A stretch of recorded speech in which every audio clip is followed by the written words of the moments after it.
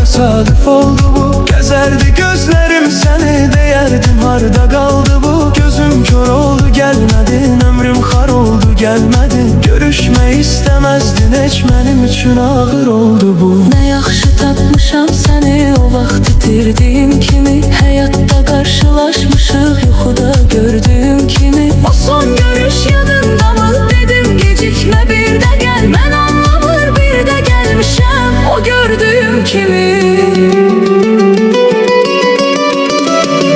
Necədir həyatım, necədir həyatım, məndən sonra, məndən sonra. qaranlıq çöküb, Gecədir həyatım, səndən sonra, səndən sonra.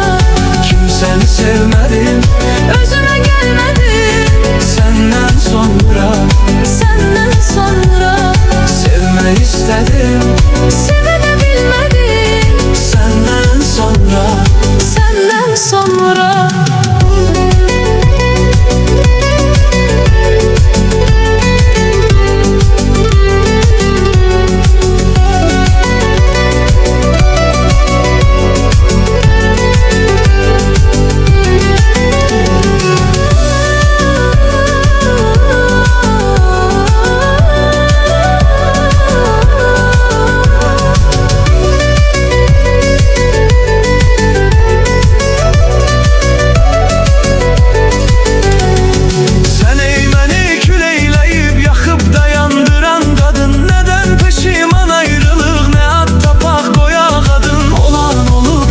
Keçib bugün ne gün danış biraz. Yeter ki mən bilim, məni bir an belə unutmadın. Bu sevgini, məhəbbəti unutmadım, unutmaram. İçimdəki bu yanğını soyutmadım, soyutmaram. Qayıtmaq istəsəm belə o körpülər uçub daha. Mən artıq ayrı yerdəyəm, qayıtmaram, qayıtmaram.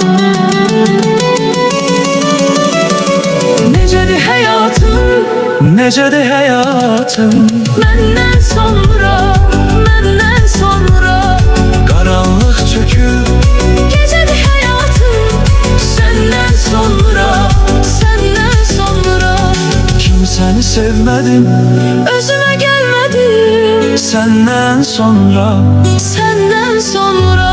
sevmək istədim, Sevə də bilmədim, səndən sonra, səndən sonra. Necədir həyatım, necədir həyatım, məndən sonra, məndən sonra.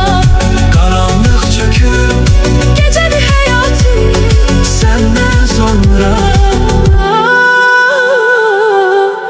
səndən sonra.